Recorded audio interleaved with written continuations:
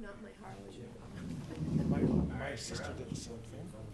Good evening, ladies and gentlemen. We don't have a really big crowd here tonight, but this is kind of an extra meeting of the Wareham School Committee, but it is a regular meeting.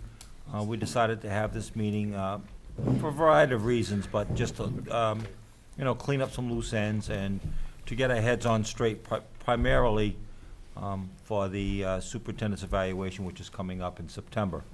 So, at this particular point in time, I'd like to welcome the three people that are in the audience and ask anyone if they'd like to participate, participate in public participation. Would you please take your seat over by the microphone and identify yourself?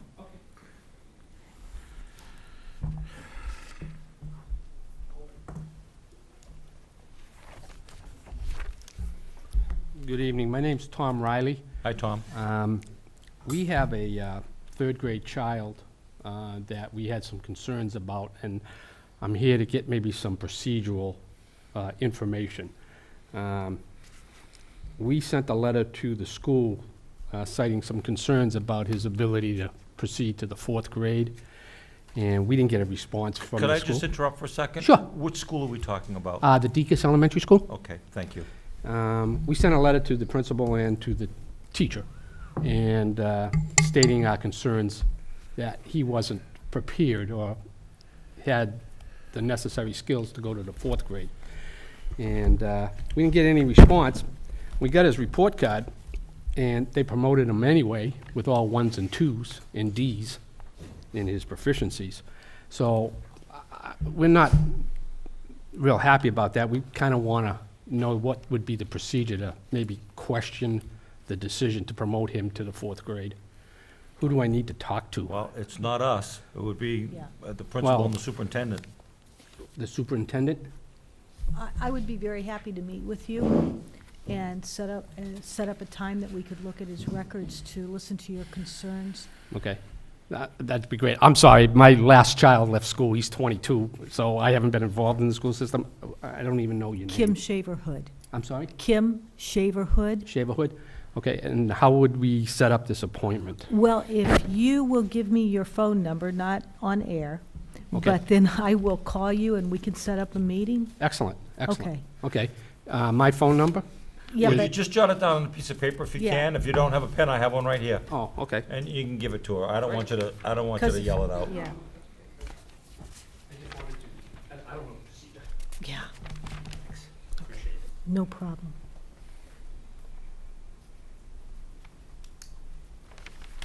This is my wife's name. And this is mine. Okay. Can,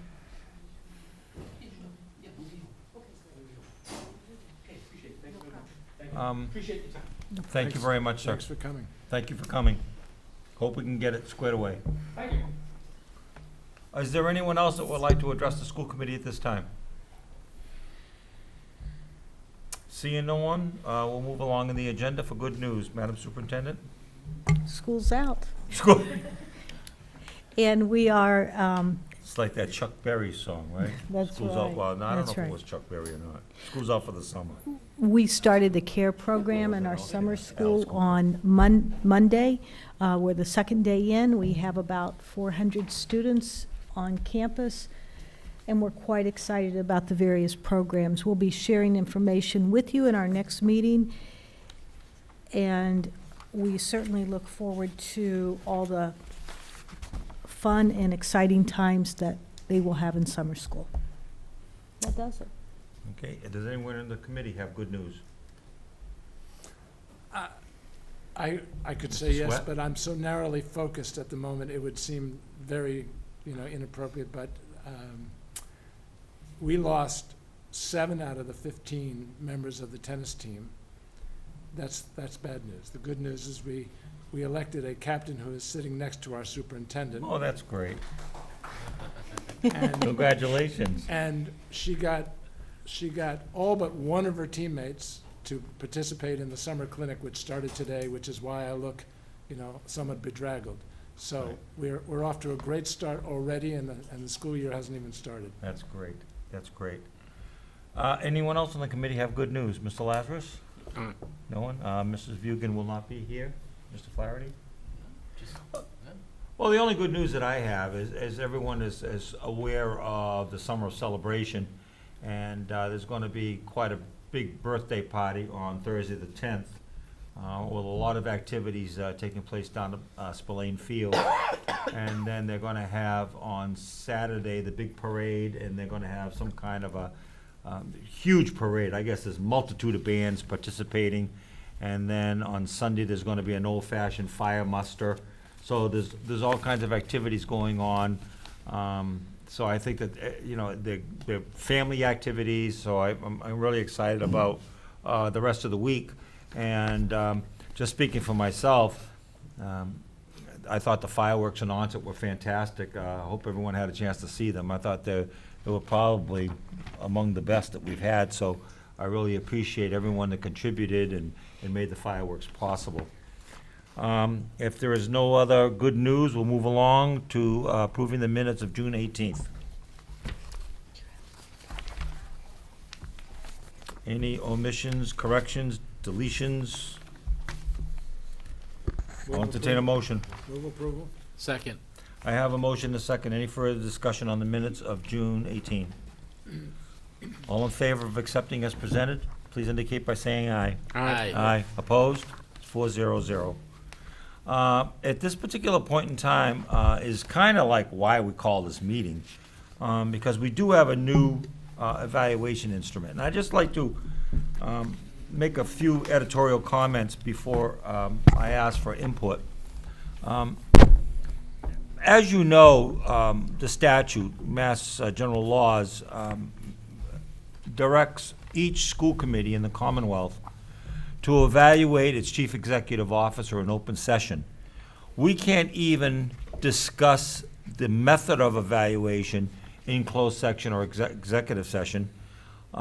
So that was kind of one of the reasons why I wanted to have this meeting today, because we're all working sort of with a new instrument. But I guess my editorial comment is, I find it that the only high-ranking official in any municipality in the state of Massachusetts that gets evaluated publicly is the superintendent. No other town official or high-ranking official in town gets evaluated publicly. Now, I'm not saying if it's good, bad, or indifferent, but I'm saying it's kind of unfair that we have to publicly, evaluate our superintendent when everyone else gets a pass. The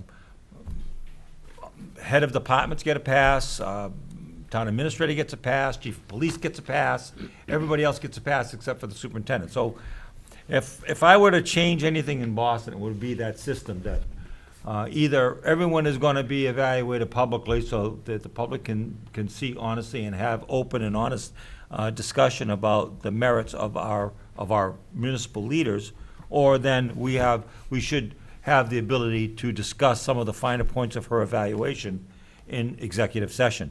So with that being said, I just don't think it's an even playing field, but unfortunately, it is the law and it is what we have to do. So I have asked Mr. Sweat if he could start us off on this discussion on this new instrument, and I see we've got some more papers here that I don't quite understand, but I'm sure he'll explain it to me. It started off, and then if anybody has any questions, and I'd like to have it as freewheeling as possible, because I take this part of being on the school committee very, very seriously. And so I think it's one of the most important things that we do is to provide input and an honest evaluation of the job performance of our chief executive officer over the past year. So without any further ado, Jeff, I'd like to turn it over to you if no one has any objections. As it shows. Okay. There are two. Can I just, one more thing? And the reason I'm calling on Jeff is because he worked on establishing this new instrument. Go ahead. There are two constraints on this committee with respect to the evaluation process. Beyond that, we have a lot of latitude, but there are two constraints. One is the contract that we negotiated with our superintendent, and included in your packet was the contract, and there is a section marked evaluation. Rhonda and Kim negotiated this in good faith. It is very generic. The only thing that's critical, it says that we have to do this by September 30th. So there's a key point. Beyond that, it really just refers to the fact that this has to be consistent with regulations of the Mass Department of Elementary and Secondary Education, and they did recently revise them. So between the contract and the Mass Department of Elementary and Secondary Education regulations, we've got a fair amount of latitude. But we don't have as much latitude as we used to. So I will get to that. The first thing is, if you would take this thick document, which I asked Michelle to print out for us, the first thing I'd like you to do is Is this the one that's on our tables? Yes. Okay.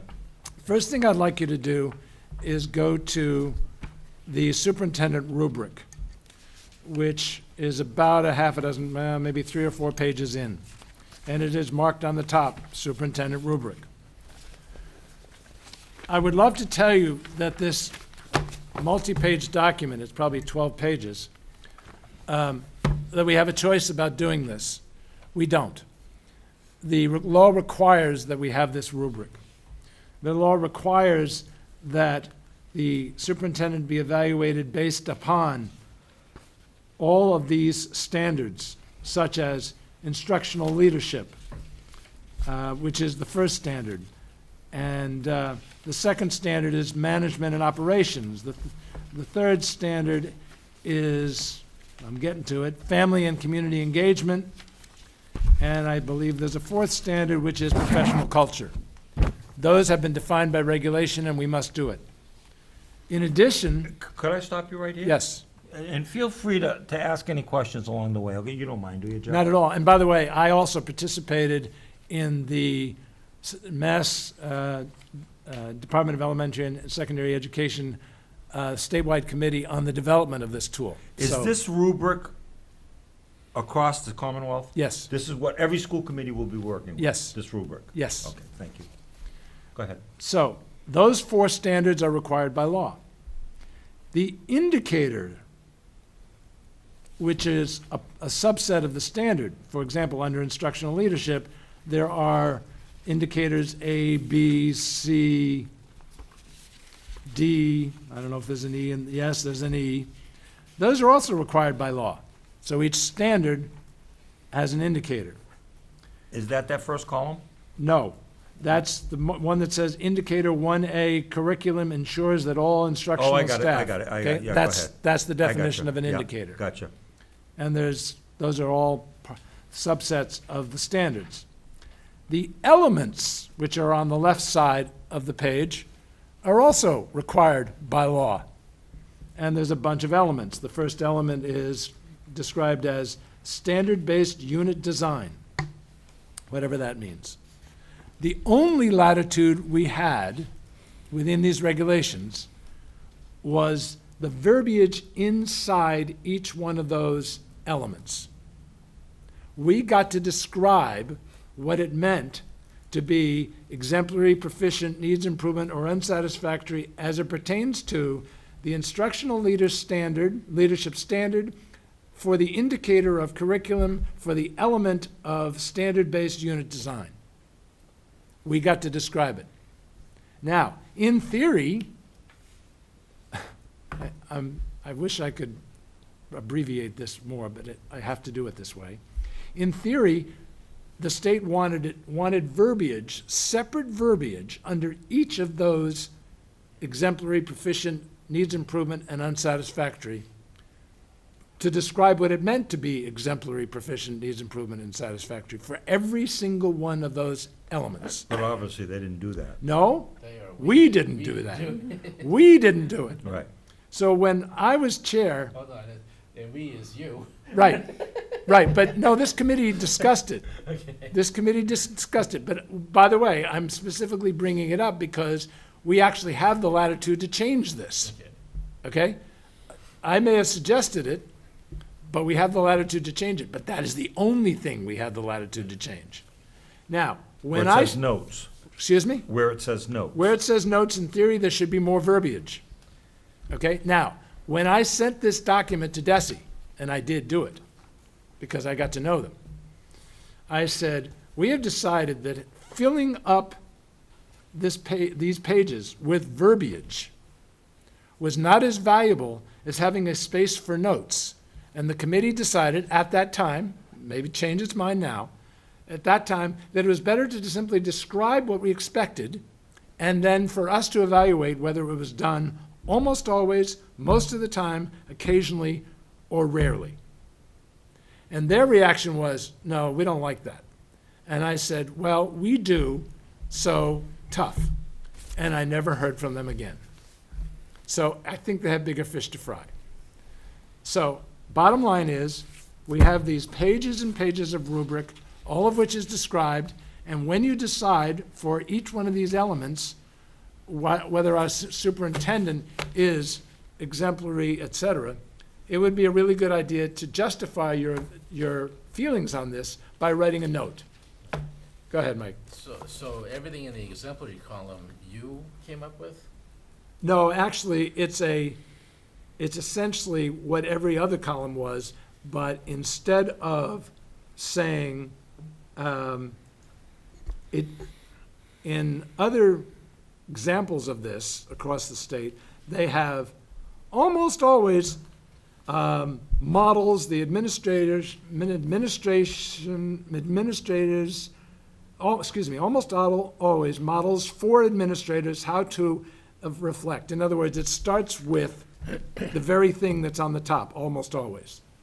Okay. Oh, And then it repeats almost word for word the verbiage in each section. okay, so you took some boilerplate stuff and. Yes. And just copied, pasted, and took out the almost always and put it at the top and. Exactly. Okay. Exactly. Gotcha.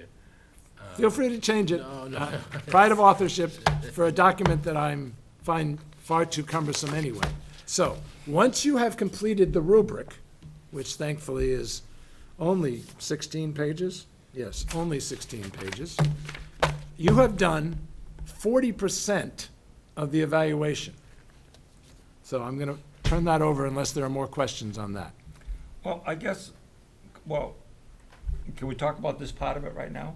You're the chair, anything you Okay, like. so are we supposed to do this based on our own perceptions? Are we supposed to do this in the past? The superintendent supplied each one of us with a portfolio that identified, because we had our own standards back on the old instrument, but he still had to meet those standards. And he supplied us with a portfolio that was divided into each one of those management groups. Are we gonna get anything that's, I mean, I don't know what we're doing here. The short answer is every educator, and Kim is an educator, a high-level one, but an educator, has the ability to provide evidence, artifacts, to support their opinion of how well they did for every single one of these things. That, along with our own judgment, assuming for those individual elements, we have the basis for a judgment, which is not insignificant. Some we may have no basis, okay? The combination of those two is the basis on which we make a judgment.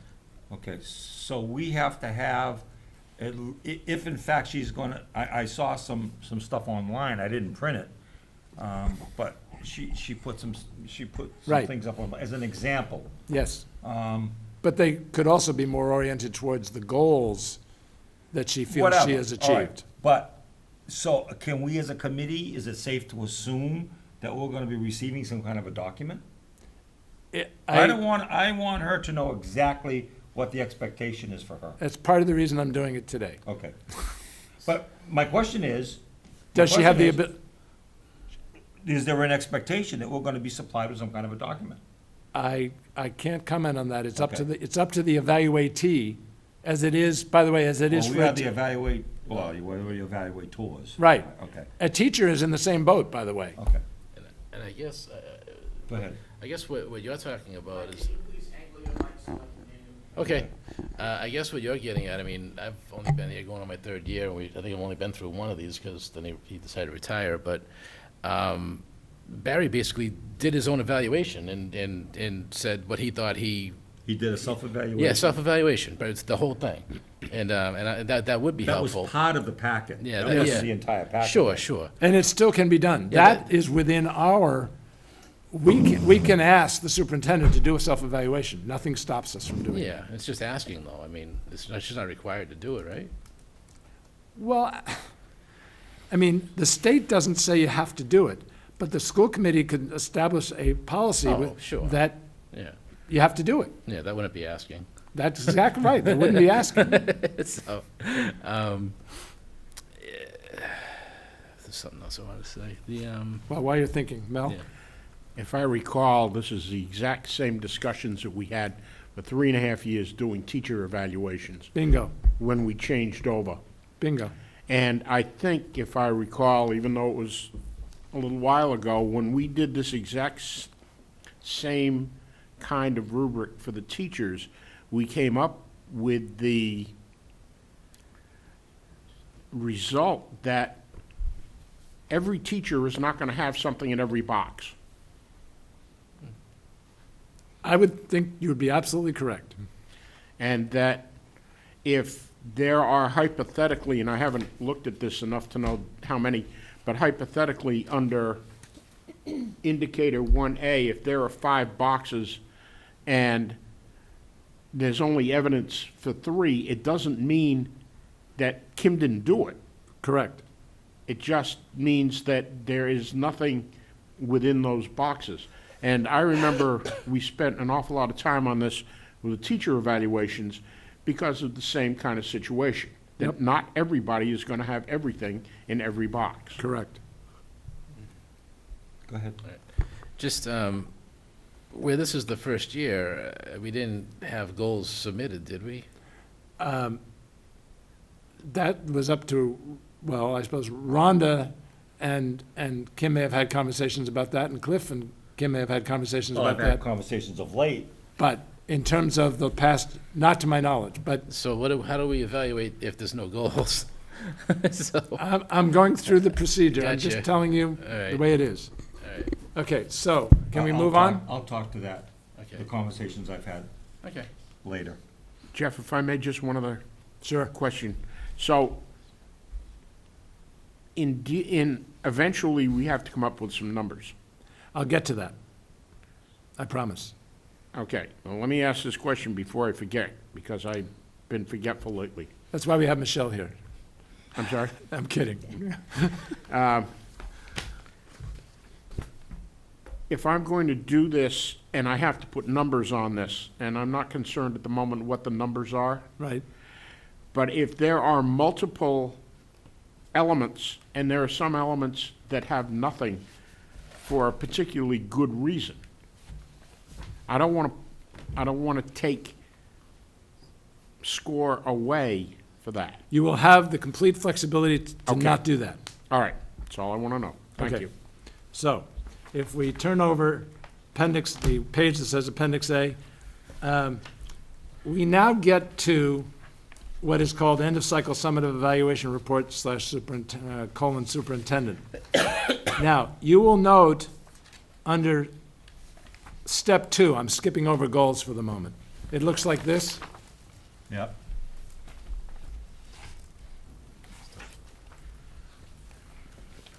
It's all in that packet that Michelle copied for you.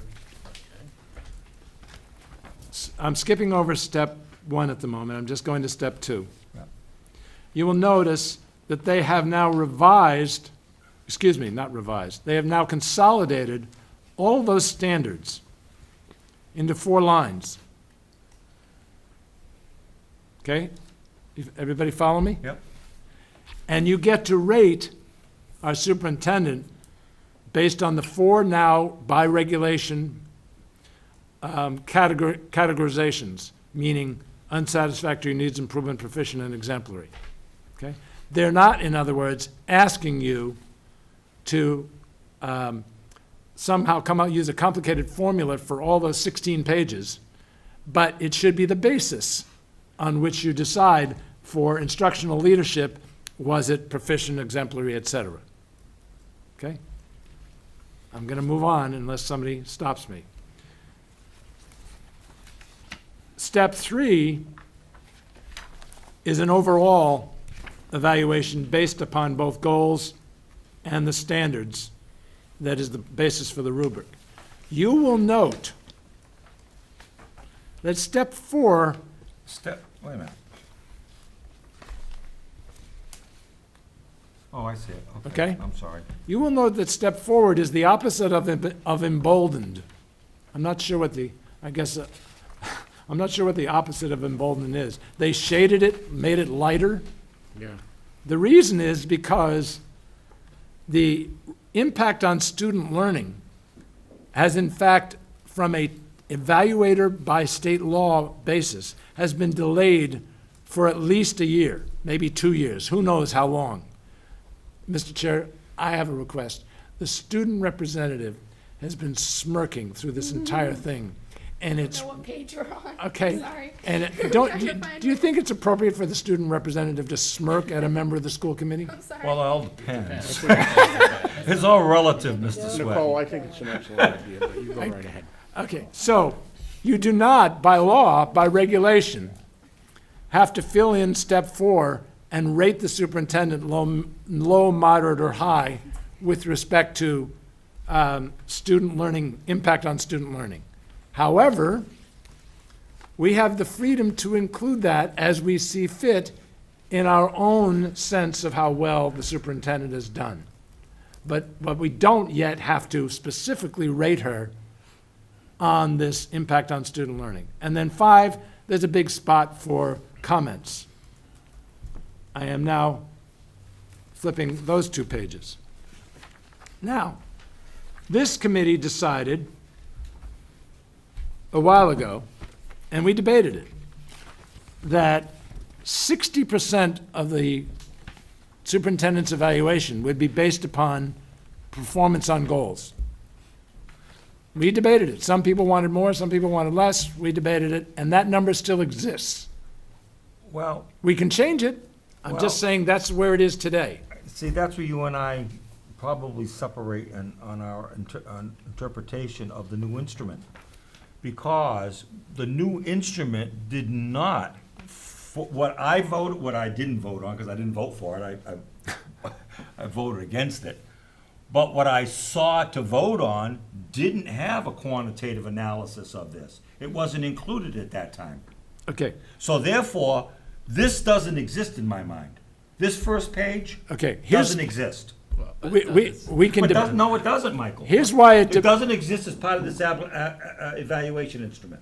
Here's why I respectfully disagree, and that is, the new instrument that we are required to use by law does not have any way of coming up with, I absolutely agree. and therefore, by default, what we approved in the past remains. No. We didn't remove it, No.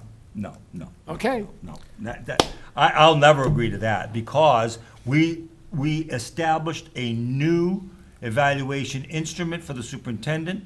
It was part of the superintendent's contract, and in no place have I seen this attached to it. No, I'm just one vote, I'm just saying, I'm just saying, let's put it this way, if, we've got a new instrument, and at no place in that new instrument, that was one of the reasons why I voted against it. but keep in mind something, if we only had the new instrument, we would end up with an incomplete evaluation process. I understand that. So if you're saying we have to start from scratch rather than modify what exists, All I'm saying is, in my mind, I'm not saying I'm right. In my mind, this has never been adopted as part of the new evaluation instrument. I respectfully disagree, but That's fine. but it's literally a matter of record. I mean, we just have to go back and look at the record. And if I recall, correct me if I'm wrong, but I think you weren't there. And I made a point when At the subsequent meeting, you Correct. said, if I was here, I would have voted against it. Correct. So at the meeting, we did vote on it. So that's It was either there or it But then wasn't. my vote of being present's immaterial, Mike. It's immaterial. It's not, If this it's committee not pertinent voted- to this conversation. If this committee voted this in or not, it's a matter of record. It never voted this in. I think we whether did. I was I- here or not here. I It recall didn't. seeing Never this and voting happened. on it, but I could be wrong. But I know like I you're said, it's a wrong. matter of record. But And this committee can adopt this tonight, and I'll have no problem with it. All I'm saying, at this point in time, this doesn't exist. That's all I'm saying. All right, I'll We proceed. can adopt this right now if you want. But I'm saying, at this point in time, this doesn't exist.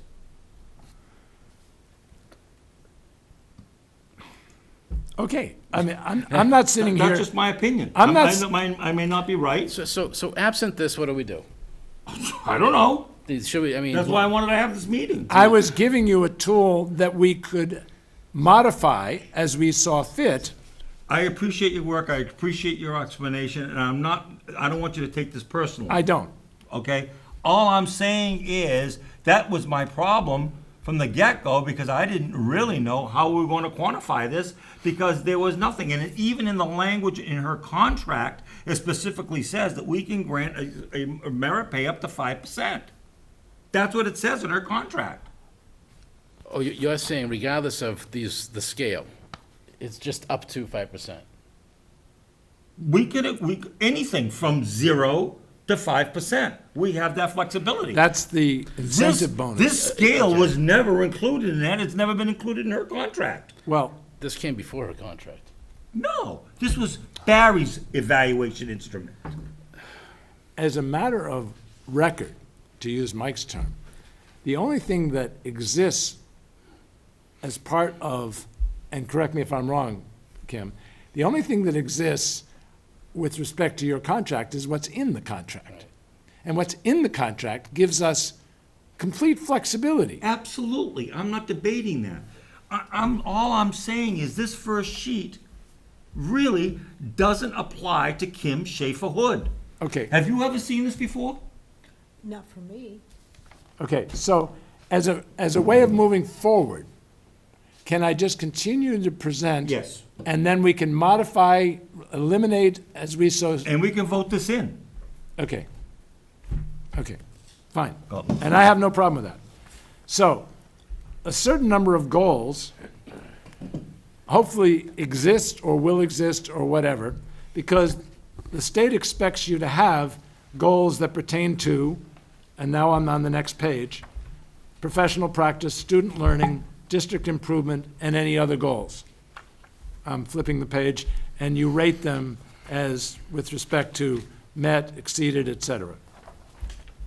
Now, the next, So can I talk about the percentage on the goals? not yet. Okay. Okay, that's fine.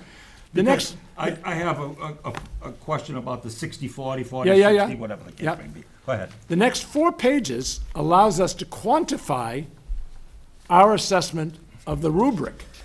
You will notice that it asks for each one of those indicators, curriculum, instruction, assessment, evaluation, et cetera, to rate, and that each one of those has a point value.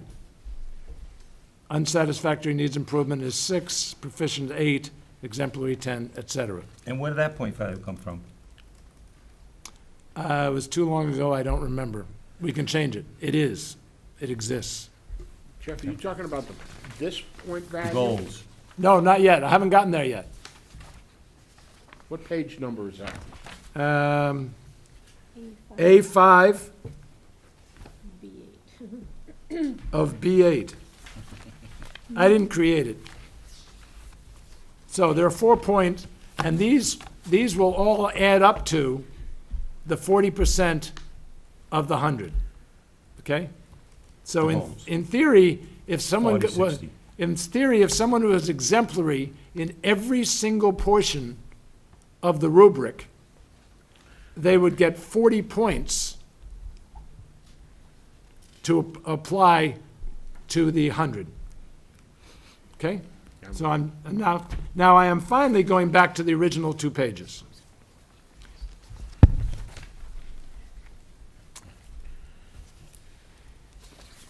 This, of all of the things that I have mentioned, this is the most this can be, we can do anything with it. We can rip it up, we can modify it, we can use it as it is, we can do anything we want with this, and the state won't care.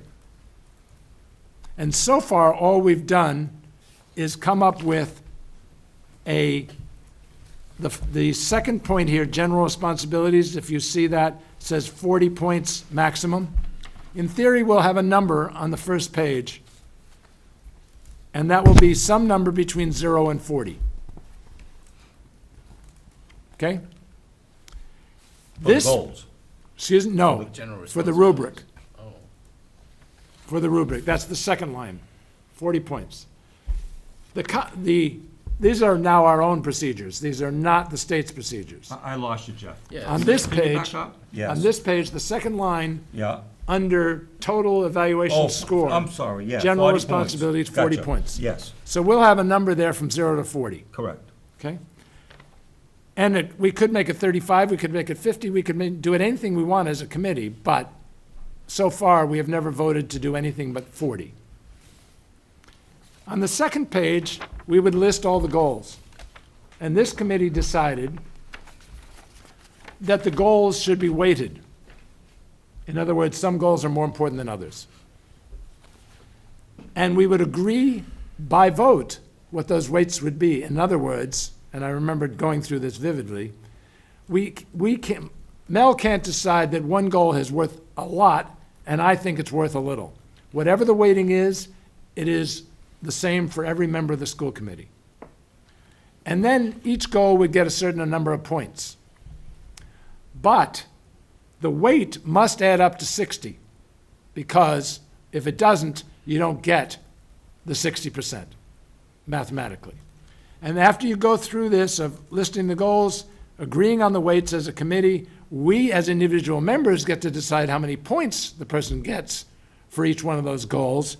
That results in a score, and that results in some number from 0 to 60. You add those two pieces together, you get some number from 0 to 100, and at that point, you actually have a total point score for the superintendent. That gets compared to the rating and the point scale, which also is completely within our purview to change as we see fit, and that produces, the last time we did it, a dollar figure as a basis for an increase, which ranges from 0 to 5,000. 0 for unsatisfactory, exemplary was 5,000.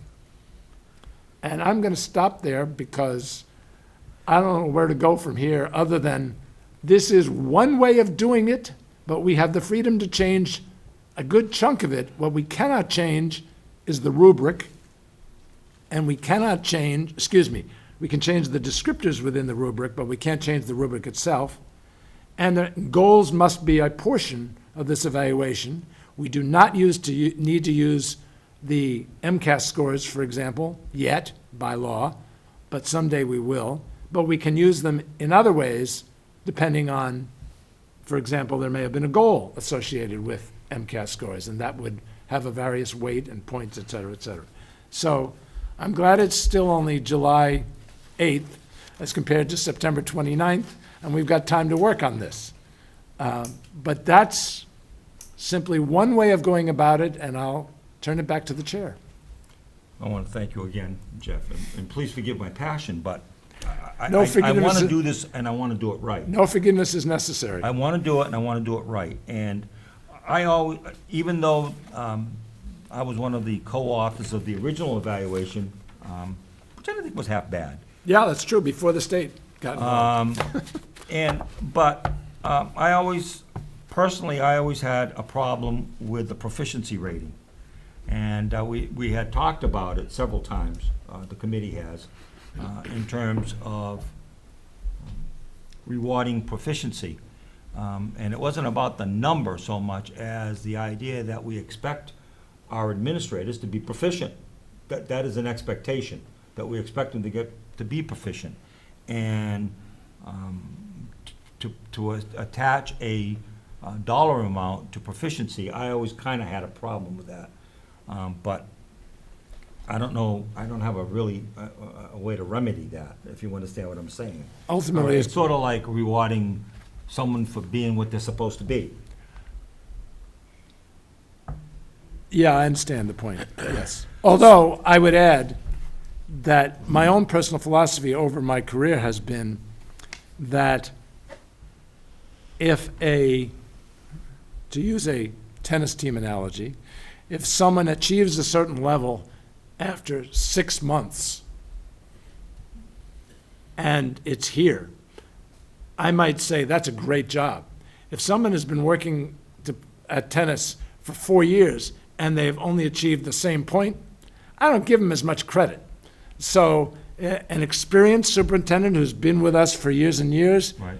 I expect more out of than someone who's just arrived. Right, and that was one of the, whether I was at that meeting or not, and I was not at that meeting that this got approved, but I had studied the document, and I had conversations with some of the committee members about the, about some of the problems that I had with that.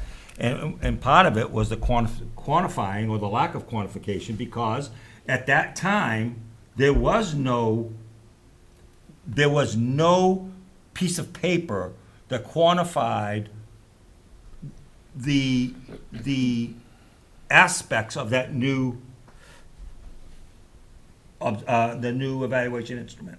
So that was one of the main reasons why I said I don't like this, because we're not at any point here where we can make any kind of a concrete determination in terms of what we're going to reward our superintendent for based on some kind of a numerical scale.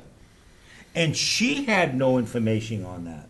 She had zero information on how we were going to reward her based on how she did on the evaluation instrument, the new evaluation instrument.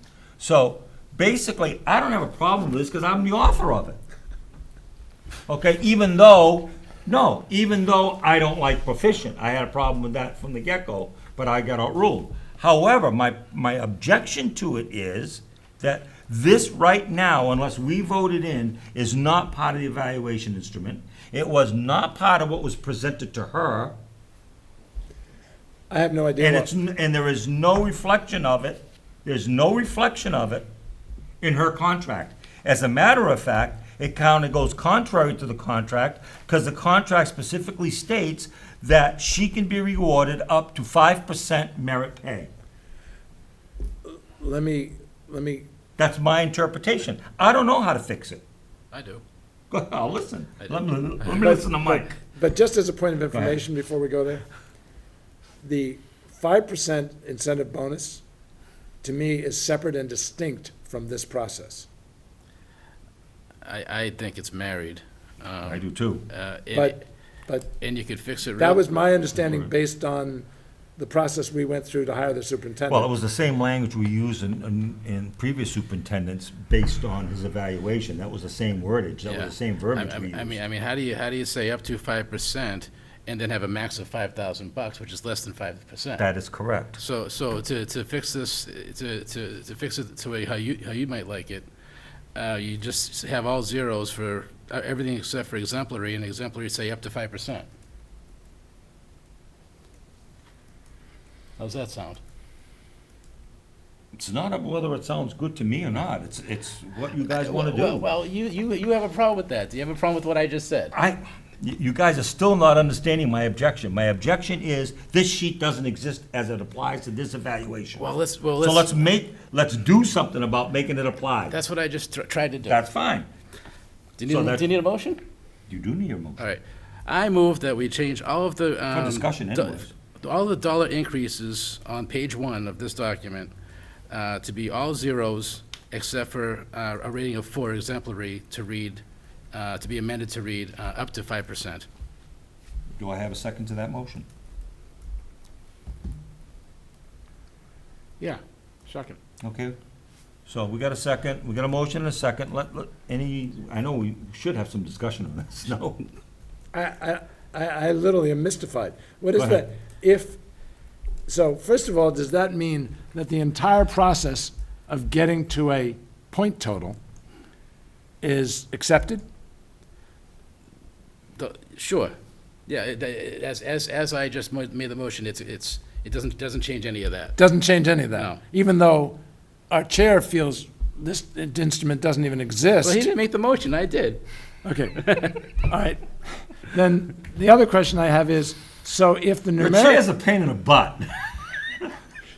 the other question I have is, if our superintendent received a score of 85, Yeah. what would that mean in terms of increase, based on your That motion? motion would be 0, because she's doing her job as expected. Wow. I It's just for discussion. I mean, we have a second, we can do discussing it. I think that's uncompetitive, inappropriate, and I strongly oppose it. Yeah, I think it's a little much, Mike. I have to agree with Jeff. But that's what you just said. It's not what I just said, it's what you just said. No, you said you had a problem with having an increase for someone being proficient. Yes, Okay, so, I do.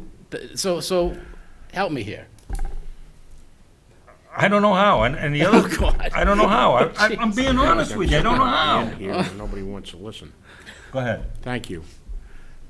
Number one, I think that we've got to make a distinction between what goes on in education in terms of pay increases and what goes on in terms of pay increases in the private sector. I mean, I think it's pretty simple to say, if I'm in the private sector and I sell widgets and I've got a goal and I exceed my goal, I'm probably going to get a bonus. On the other hand, if we're saying, well, we're not going to give any raises for anybody who is proficient because that's what we expect they're supposed to be, we're going to have a very difficult time dealing with teachers' unions where the vast majority of the teachers are proficient. I have a problem with that. I have a problem with saying, well, the actions are proficient, therefore no raise should be given. I do have a problem with that. And I might make this suggestion. Obviously, we're not going to be discussing an increase if in the final analysis of the evaluation, it comes out either needs improvement or unsatisfactory. Now, we know that's not going to happen, but if it did, certainly we wouldn't be looking at increasing salary. In fact, we might be looking for a rebate. But we could take a percentage, hypothetically, 85%. That's where I was getting at. Go ahead.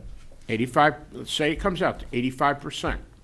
We have the flexibility within the contract to award up to 5%. Well, why not 85% of 5%? Well, I mean, it's simple math. running along that, you finished? Sure. Running along that vein, this is what you said, fix it. What came in my mind was on 3, proficiency, the rating of 3, proficiency, point value 80 to $89, increase, up 0 to 2%. Before you spoke. 0 to 2%, and for 4, exemplary, up, it would be 2% to 5%. Go ahead. That makes more sense to me. I was gonna suggest something like that before, Go ahead. as Mel was speaking. Oh, I'm sorry. No, that's fine, that's fine. Go ahead. I don't know to what extent this is a matter of record, but, Well, everything we're saying tonight is a matter of right. no, that's not what I mean. I mean the past, Oh. how much this is going to be reflected from meetings we had in the past. But I still believe, and hopefully the record will show that, I still believe that we have 2 elements to the evaluation process as it applies to compensation. One, we have a rigorous and thoughtful evaluation of the performance of our superintendent for the 12-month period of time. As much as I think very highly of our superintendent, I think getting exemplary is really hard. And at least I've always been a tough grader. And a proficient rating should produce some kind of increase, I agree. okay? But that's not what you said when you But started. I haven't No, I finished, didn't- Mr. Chair, I have not said- finished. I have Go not ahead, finished. Go ahead. I'll explain to you again. But this Go ahead. committee consciously decided, based upon a review of a great deal of information, that if there was an extraordinary component to the performance of our superintendent during the 12-month period of time, that we wanted the discretion, on top of the regular evaluation process, to award up to 5% additional compensation, not to add to her base, but as a one-time incentive bonus. That is what that means. I'm tempted to ask our superintendent what her understanding is, but I'm not sure she even wants to answer and get involved in this. But She can get involved in it because it's about her. putting that aside, I believe that was the intent of the negotiation. By the way, I think the contract that our superintendent signed with respect to the evaluation process and compensation was a leap of faith, frankly. I mean, it is so vague, it allows this committee to do almost anything. But putting that aside, I still think there are two pieces to it, and in my mind, I will vote against anything that is counter to that because I think it would be bad faith. I understand. I don't know what the intent was, because I wasn't on the negotiating team. But it's the same language that we use on previous contracts with previous superintendents. That language in terms. Incentive bonus? Incentive bonus. I don't believe there ever was any discussion, not in all the years I've been on the I may school. be wrong on that. And my thing about proficiency is that I didn't know how to fix it. I just said, it seemed to me that when you have a point value of 80 to 89 and you got a flat fee, well, someone that rates an 89 is maybe a heck of a lot better than 3,000. And maybe a person who reaches an 80 is a heck of a lot less than a 3,000. That's the problem I had with it. And if you want to have more And gradation, proficient means you're doing what you're supposed to be doing. we can make more gradations. That's easy to do. This committee used this at one time, but that, to me, that's a relatively incidental part of this. To differentiate between an 87 and an 83, that's easy enough to do. So let me get this straight. Your interpretation of that language in the contract simply states that we can award what's the word? Incentive Incentive bonus? Incentive bonus, Yes. up to 5% as a one-time deal, not to be reflected in her overall salary? Absolutely. That is the way incentive bonuses work in the real world, and I hope the education world as well. Let me ask you this. Let's say, whatever comes out of this, we're using the words up to, up to Yes. 5%. Could be up- zero. Up to 2.5%, up to 2%. But, I mean, by having the hard numbers like this, I mean, when we come to a score, the score means that. Now, how do we, as a committee, if we do up to 5%, and we decide it's not gonna be 5%, it's gonna be 4%, how do we, as a committee, decide the 4%, before actually submitting, how do we vote on that? I would ask that same question as it reflects in the language in the contract. No, well, I would yeah, ask the same question. I can answer that question. which one? Which question is of mine? The one you asked. Okay, The one you asked. We complete the evaluation process. yep, We come up with a number, and that number adds to our superintendent's base. Okay? don't wanna do that. Well, that's the process we just outlined. I haven't talked about the incentive bonus yet. That's what I was talking about. I know. Yeah, right. So we've now completed the evaluation process, okay? And now we have we've completed half of the compensation process. And at some point, and at that point, after the compilation of that the chair will make, we will complete that process. And then someone, presumably, will make a motion for some 0 to 5. Gotcha. Okay? And it will be debated. And maybe it will go from 2 to 4 to 3 to, who knows what the Okay, number will end okay, up with, yeah. but it will be based on a debate and a motion. Okay. But up to whatever. Up to the 5. The 5, or if we have No. some other, or if we have some Separate and distinct from that. separate and distinct. Yes. Oh, I see what you're saying, because the hang-up here is the word salary incentive scale versus incentive bonus. Yeah, I didn't create that word incentive, but That's what I said, it was the same word. we can take the word incentive out because it's redundant. So, Maybe it, so this one attaches to the salary, correct, this one does not. correct. Yeah, get rid of this one. Fine. You mean get rid of the word incentive? It's salary. No, in other words. I don't know what you mean. In other words, I like the contract. I like how it doesn't append to the salary. Yes. It's just, a one-time deal that Right. year. Awesome, right? But I like this notion here is if we come up with a certain score, it's gonna mean something. It's gonna quantify it to maybe 2.5%, 2%, or up to 5%. I didn't create this page, but I would agree that the term incentive scale is a little misleading. We can call it something else. Okay. But, Perf- Salary performance scale, whatever. but I guess this year, going into it, I mean, we're doing it for this past year, but for next year, the superintendent will know, okay, if I get a score of proficient, I can expect up to X percent. If I get a score of exemplary, I can get up to 5%. This committee decided to use dollars rather than percentages for a variety of reasons. We can also go back to percentages as it Yeah. applies to exemplary and proficient. I like that, percentages. That's a good discussion to have. We have a motion and a second on the floor. Well, I'm gonna actually vote to, make a motion to retract that motion. Would you You'll retract your withdraw. second? You're withdrawing the withdraw motion. Motion? Withdraw that motion. Sure. All right. If the seconder Okay, agrees. so we're back to square one. The reason I don't like Mike's logic is because, no, we're trying to be honest here. And this is not personal, trust me.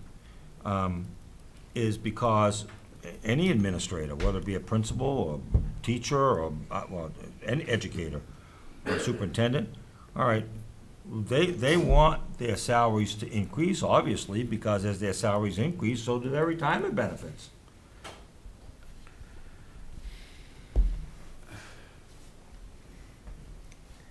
I agree with you, but I think maybe now is the appropriate time to ask the superintendent whether she thought the incentive bonus was going to be something that attached to her base. Which incentive? The one in my contract? 0 to 5, up to Oh, 5%. No, I did not think that attached to my base. Exactly. One-time deal. One-time deal. Thank you, because that's what I thought you thought as well. So she went into it with her eyes wide open, That's fine. so. I'm glad that came out, because I didn't know that. Okay. The other question I had was, one of the things that I wanted to review on the old instrument was, I didn't know if 40-60 was appropriate. Ow. We thrashed this out as a I know we debate. did. I know we did. We can thrash it out again, too. Well, it just seems like, we had a multitude of management skills and standards that they had to adhere to, and they got 40 bonus points for it, or 40 points, and they got 60 for achieving their goals. The other reason, I think Rhonda wanted about 80% for I the know. goals. the other reason I bring that up is because I've had a conversation with Superintendent Schaefer-Hood about the fact that there are no goals on file right now. We just got those, so I don't know quite how to deal with that. I'd like to get some input from the committee. I don't know how to deal with it. I mean, it's sort of like, I hate to say the word, but it's sort of like retrofitting it. And we gotta make some allowance for it this year. Because she's done good work. Mathematically, it would be very easy to simply eliminate the goal portion and simply, because this committee was never part of approving the goals. So in a sense, they don't exist. Right, but that that doesn't apply to the terms of the contract. The contract says that goals would be submitted by October 1st. That's correct. So what do we deal with on that? We have the ability to, with the agreement of the superintendent, Okay. that's key, to say, look, we just knew your goal was to get in here and figure out what was wrong and try and fix as much of it as possible, and then get back to us at some point with some more specificity about what, I And mean, if the committee wants to go that route, that's fine with me. But And we need to have some direction on it. and I do not think we should, I think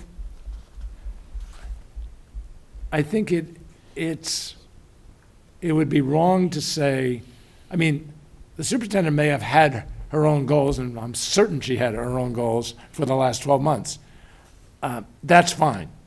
But it seems to me wrong for us to give her too much credit or to give her too many dings for either direction, I couldn't agree more.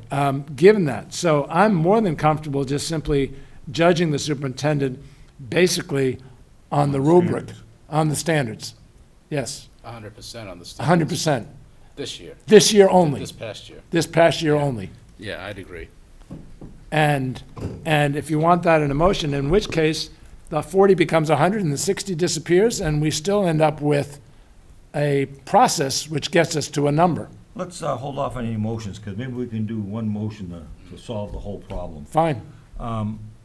Okay, so that kind of takes care of the goal situation. Yes. Now, what are we going to do about the salary incentive? And I understand now her interpretation of that, which conforms to the contract language. And my confusion was the word incentive scale. You can understand why I would say that that was language that was used before. I'm not sure where that phrase came from, but Well, it must have came from me. I doesn't, was the author. it doesn't matter. However, on the rating scale, I would hope that maybe the committee would just think about my suggestion, rather than, Would you repeat that for me, please? yeah, well, rather than put in a hard number, 3,000, 5,000, 6,000, whatever it is, put a scale. For number 3 would be proficient, it would be up to 2%. For number 4, up to 5%. Or would it be best 2 to 5% for rating of 4? Yeah, that'll be fine, Yeah. yeah. And that way, it gives us flexibility. Each person can make a recommendation on his own individual form, and then we can just quantify it by taking the mean average. Yeah, I like that. I can live with that. I mean, I think the individual percentages need to be thoughtful. Well, I was thinking about this as I was getting ready for the meeting, and that kind of was playing back in my head over again, because, and it kind of does what I wanted it to do on proficient. Yeah. So something like 1 to 3 and 4 to 5 or something like that, and you make a recommendation and then you take the consensus? Is that what you're saying? Yes. You would actually make a recommendation on your form, Yep, and then we would just take a mean average. I can live with that. Well, the mean average, or do we vote in public session, as you had suggested? Well, there's 2 votes. That was, the incentive bonus is separate and distinct from what Cliff was talking about. Oh, yes, this still adds to the salary. Yes, it This does. No, I don't know. I like I like using this method to get at the incentive.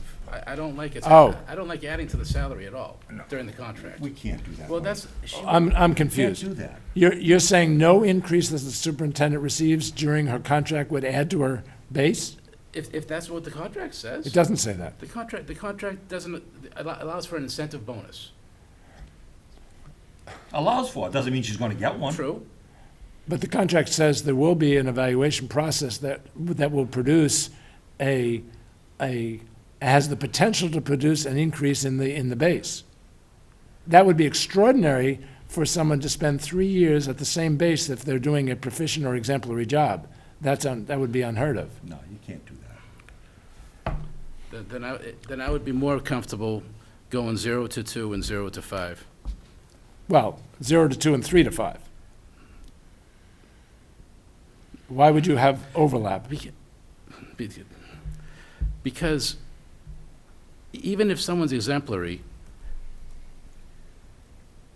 I'd still want the wiggle room within the 5%.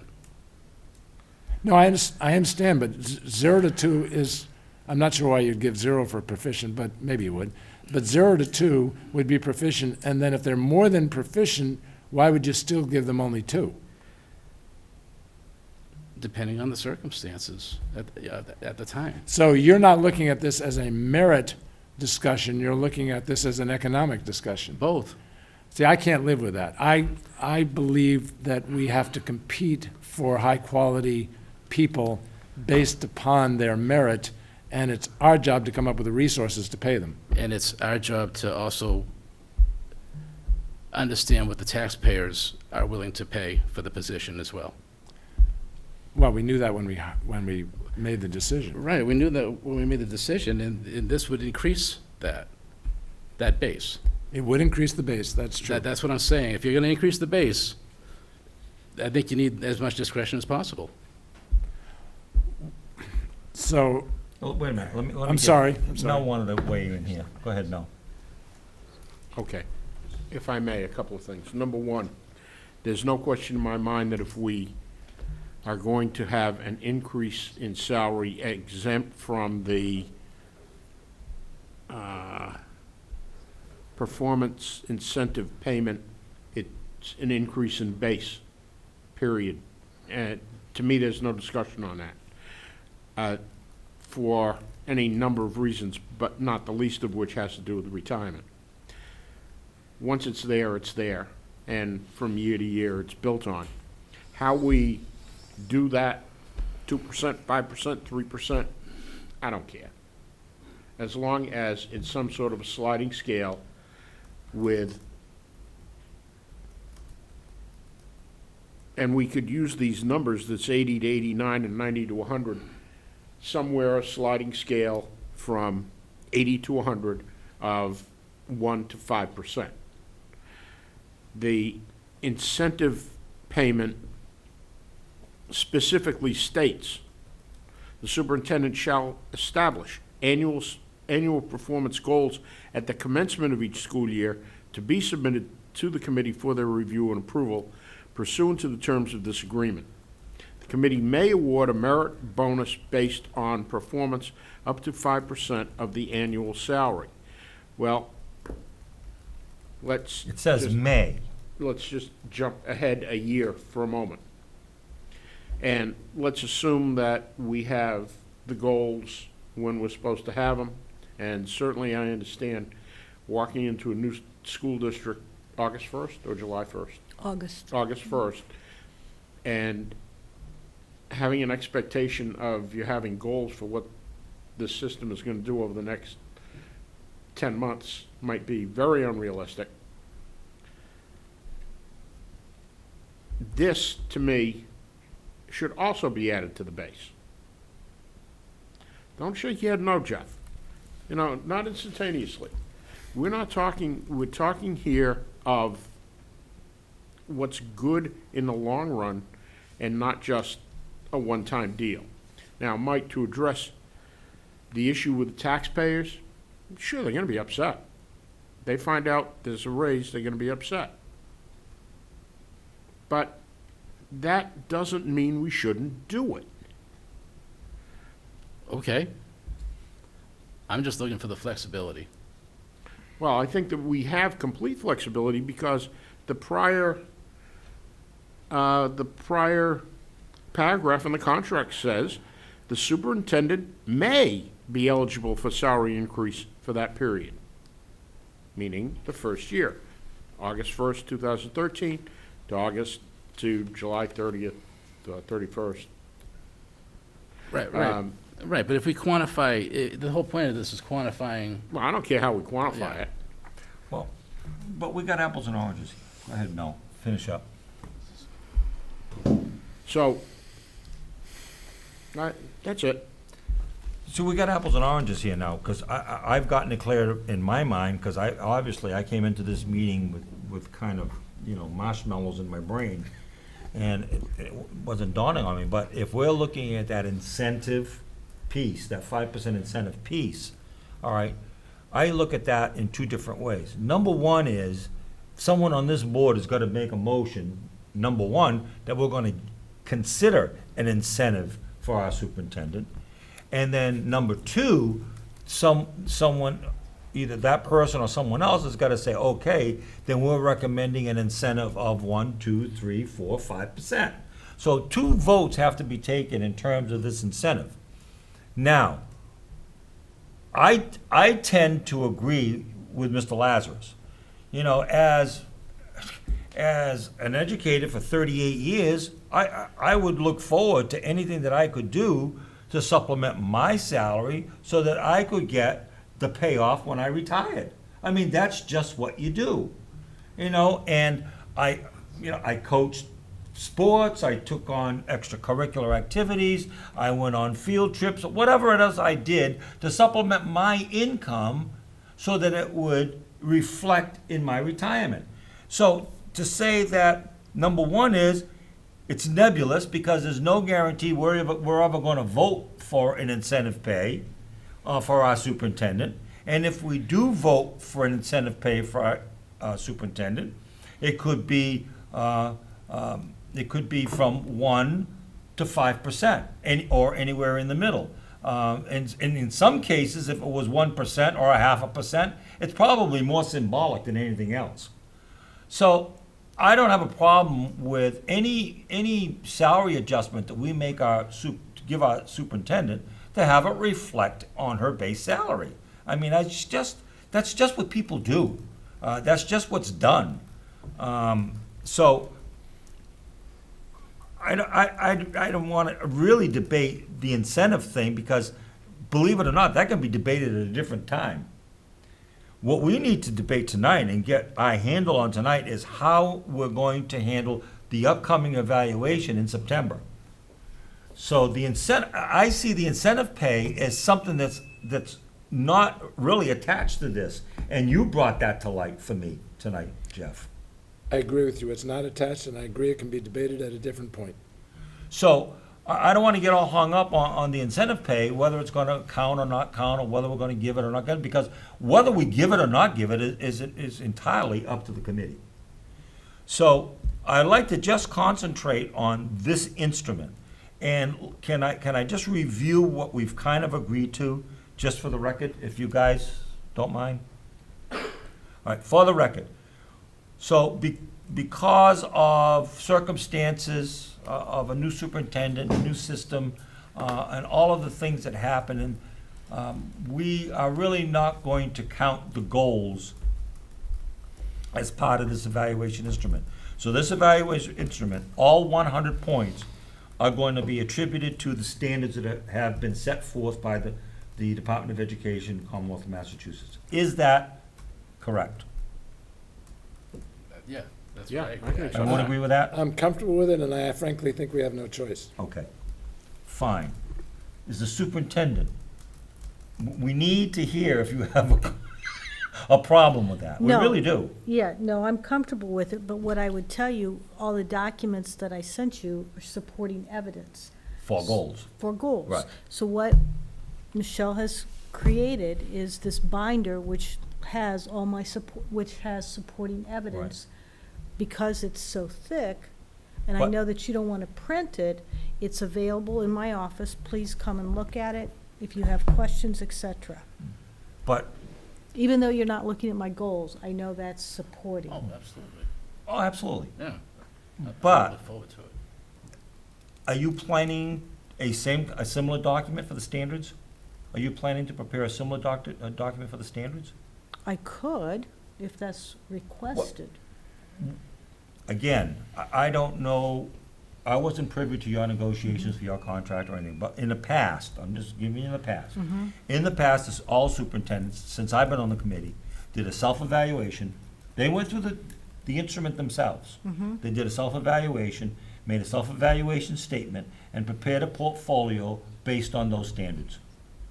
Sure. Those am I correct, Michelle? They did a self-evaluation, yes. And they did what it was based on. but they did personally. a portfolio that reflected those management standards that were in the evaluation instrument. Remember, he had tabs in it, Yeah, it's similar to what she has. but that's just on the goals. Go ahead.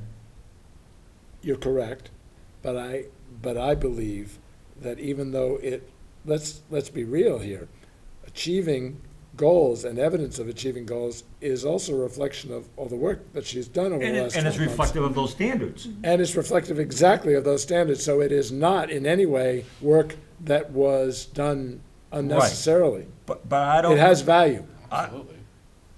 The superintendent will obviously respond to whatever direction the committee gives her.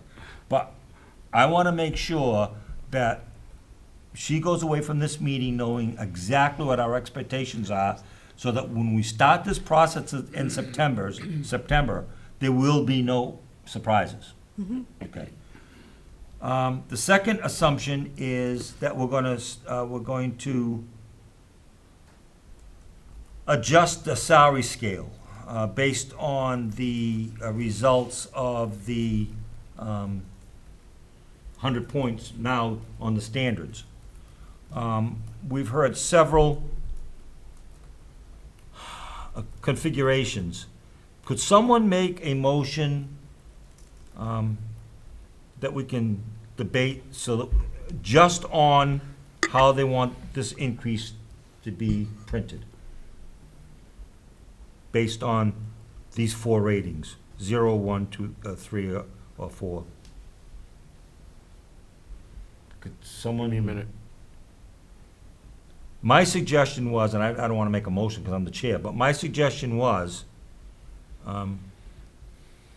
for proficient, 0 to 2, and for exemplary, 2 to 5. But I can't make a motion. How about if we do it this way? Go ahead. We've got a point scale. We know that obviously below 80 points, we're looking for a rebate. But 80 to 85, 2%, 86 to 93%, 91 to 95, 4%, 95 to 105%. Could you do that a Could you little say it slower? Slower, I can't I'm type. sorry. See, I don't like that, Mel, I'm sorry, but go ahead. You can make it in the form of a motion. Well, basically, that's what you've got here, except Yeah, you've but- got it in. But if you put a sliding scale, you've got some flexibility, and you can assign whatever point value you find necessary. You're not bound by that number.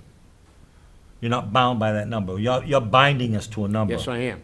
And I would prefer to have the flexibility of anywhere from 0 to 2%. Because, even though she got an Well, 85, here. I might want to rank that a 1 instead of a 2. And I want to have that prerogative. Okay. Could I just have him say that again, though, just Sure. since he, My proposal is 80 to 85 points, 2%, 86 to 90, 3%, 91 to 95, 4%, 96 to 105%. thank you. Somebody's got to come forward with a motion. I thought that was That one. was his motion. That's your motion? Sure. Any second? For discussion. I have a second for discussion. Anyone? Jeff?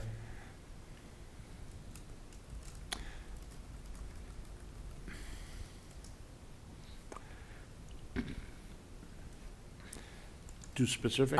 Yeah. I mean, the truth of the matter is, I hate to say this, but it's true.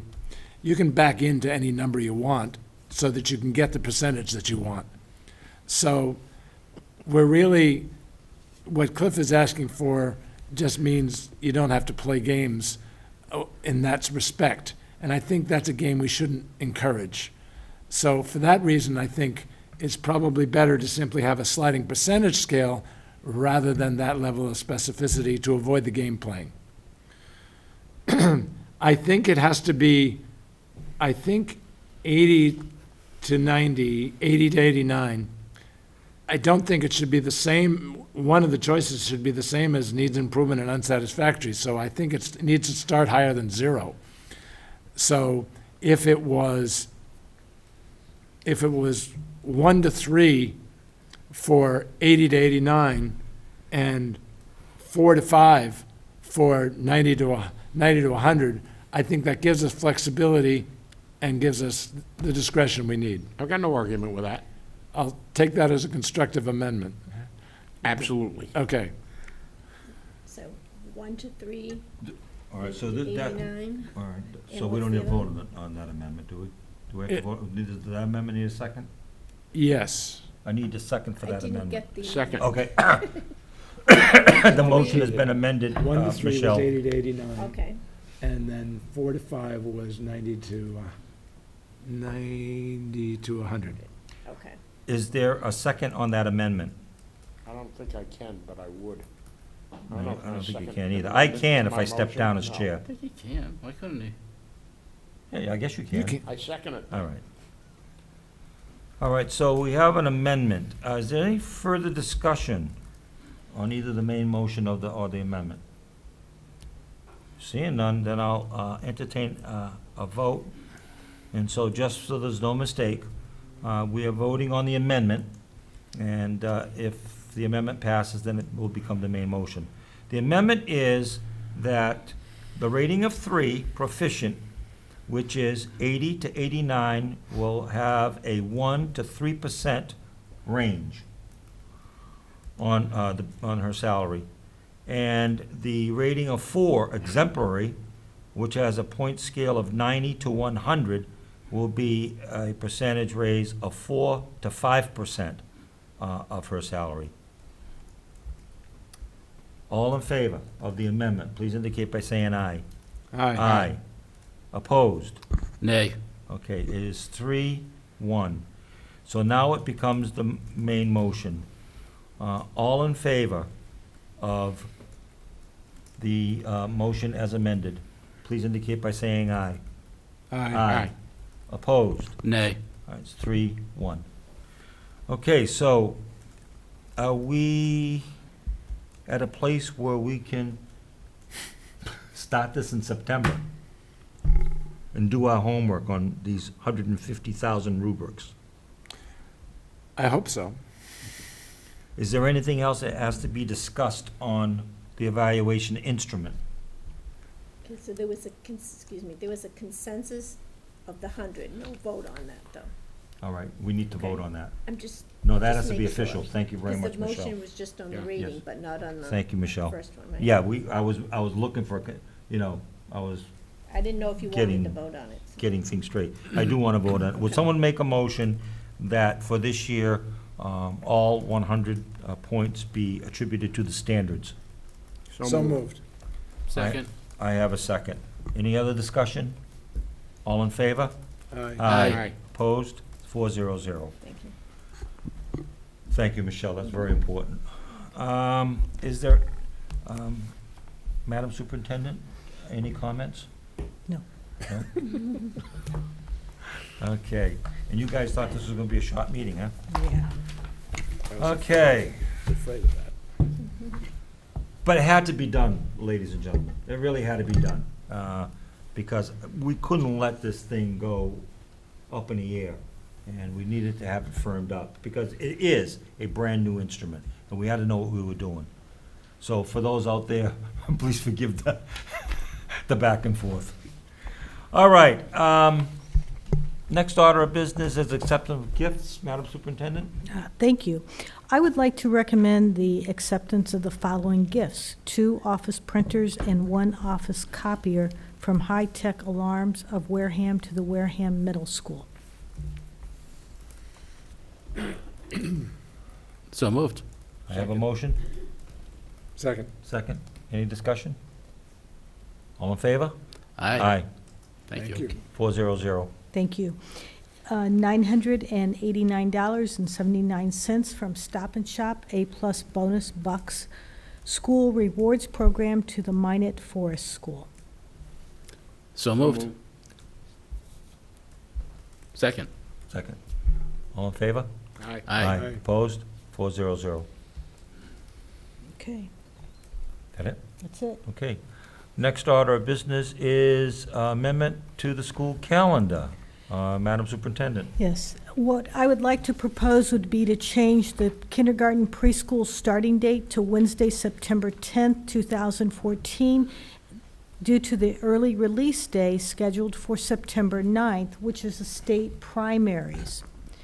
And on the calendar, we've also included the park test. I've had discussion with the union, and they certainly support this change if you would so approve it. Any other, any discussion? Yes. No. Mike? Oh. Make a motion? So moved. Second.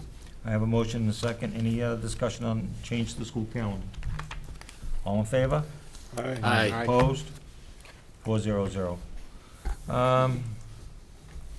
Policy on background checks. This is a carryover from the last policy review group? Mike? Oh, no, this was, No, yeah, this is Yeah. separate. This is separate. Separate. Separate, okay. We had a brief discussion on it at the last meeting. Right, Yes, right. right. Okay, who's going to present? Were you going to? I could do that, yes. All right, so when you look at your packet, you have background checks. That's our newly adopted policy. The next, the Corey, that's current, what we currently have, and it's proposed that we keep this policy to add to. You have included just procedures and guidelines. That is for criminal record information, et cetera. When you look at the motions, these are the various motions that need to be presented to address all the changes in the policy.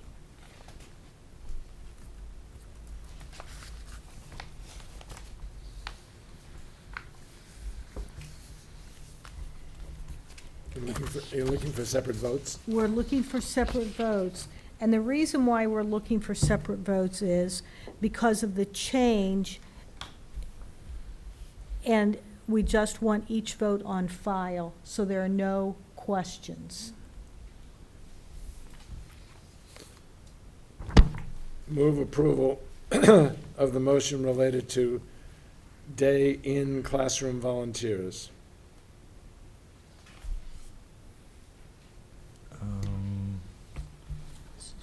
Oh, you're So it's, people know what. Okay, I'll read, you want me to read the motion? Yes, Yeah, please. Yeah. Motion, This not to require day-to-day or in-classroom volunteers it's right here. to complete and submit to the new act relevant to background checks with the understanding and in accordance with the law, they will continue to submit a Corey check. Was that your motion? Yes. So second.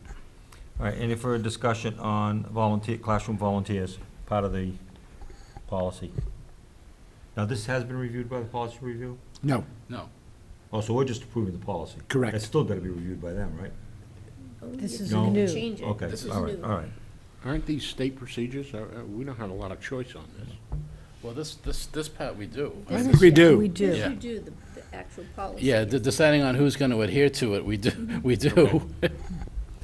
Any other discussion? All in favor? Aye. Aye. Opposed? 400. Field trip volunteers, Overnight. overnight, yeah.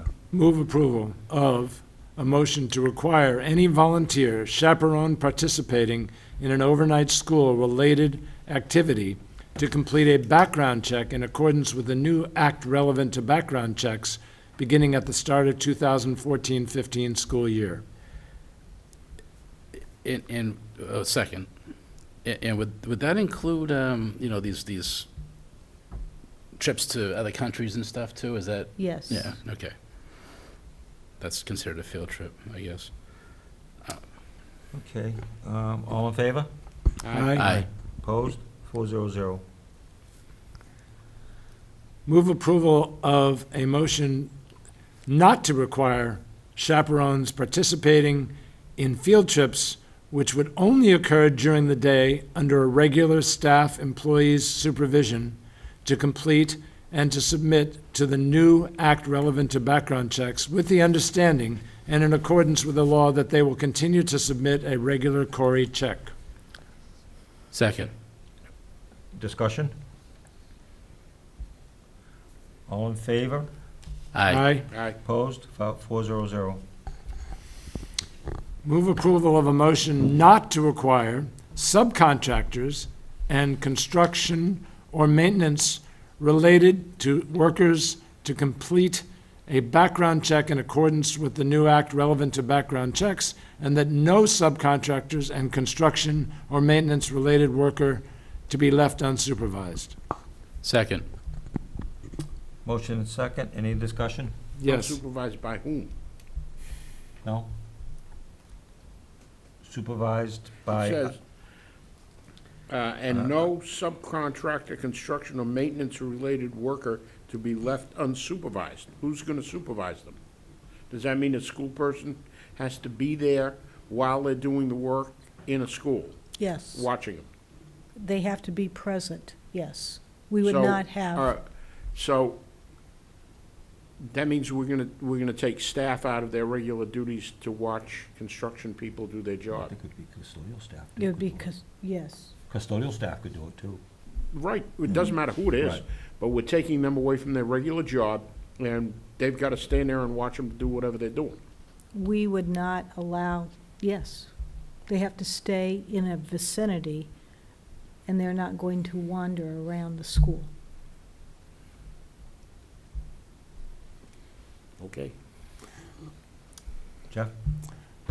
I guess I share some of my colleagues' reservations and concerns about this. I mean, it's one thing to say it. It's even another thing to believe it can be done. It's another thing to actually have it happen. And I'm concerned that it goes from you to the principal to the head custodian to whatever, but somewhere along the line, it doesn't really happen. And because enforcing it is a whole nother thing than stating it. And so I guess I'm looking for reassurance that this is going to be that easy to enforce. No, we don't think it will be that easy to enforce, and I certainly understand. But then also, if we're looking for plumbing, if we have a water break and we need to get a plumber in, and we're going to say to them, do you have your background checked? Have you been fingerprinted, et cetera? And if they say no, we're going to say, we have to call someone else to get them in to fix whatever the pipe. Thank you very much. That's the dilemma that we're facing. I happen to know one of the people we use, because I use him as an electrician. And I am 99.9% certain that if you picked up the phone and called this individual and said, you know, on a one-time basis, we need you to do the following if you'd like to get work from the school department, his reaction would be, okay, you got to do what you got to do, because I'm a licensed electrician, and, you know, I know what you have to do in order to go through the hoops of getting work. So I guess I would like not to have to do that, but I just don't believe this can be enforced. And I think it will be a burden on the custodial staff or who's ever assigned to it to enforce it. I certainly agree, oh, Go sorry. ahead, no, go ahead. You know, and I think that it also speaks to the fact that we need to look at getting electricians on our staff. We need to get HVAC folks on our staff, because that would eliminate any of these problems, because they would be our employees. Great, I agree, yeah. But, so I guess I will vote against this motion as stated. But your example, Clarity. your example is kind of like when you're in a pinch. I mean, not when someone has the forethought to do this ahead of time and get the proper credentials and what have you. You mean in a pinch, I mean, maybe it's a mold guy, maybe it's something else, you know? No, I support it as presented. Any other discussion? Mr. Lazarus? What if we don't vote for this? Well, if you don't vote for this, then I'm going to be having a conversation tomorrow with our business manager about how do we ensure that our employees have the certification, plus we can ensure that they have the relevant background checks, and so I certainly would pursue looking at HVAC or an electrician that we bring on staff. So in other words, we're really caught between a rock and a hard place on this. We are caught between a rock and a hard place. We are. Costs $35? Yeah, Yes, for these people. Mhm. I paid it. No. I got to pay 55. Yeah, I know you Yeah. did. And for an electrician to work for us and have to pay $35 one time? Well, I understand. The problem is, Jeff, the problem is, it's not just the plumber, but it's every one of his helpers, Yes. and Anybody who's- the guy that drives the truck. I mean, it's everybody. Anybody that's gonna come into the building, that's gonna be working as a subcontractor in the building is subject to the regulations unless somebody's walking around with them. I mean, if you've got, for instance, you've got Johnson Control, we use Johnson Controls, right, for HVAC, the high school. You got Johnson Controls, you don't know who's coming in. It may not be the same guy all the time. And it means if he's gonna be walking throughout that building, as they have in the past, without Renee, because he's the only one there, then somebody's gotta be with him. And they could be walking throughout the building, checking temperature levels and air quality levels at different places. And it could, I don't know how many employees they have, but I know they got more than one. See, that was my question. How in the world are we gonna supervise a crew of 5, 10, 15 people? How are we gonna do that? Exactly. That's impossible. Exactly. I don't know how to do that.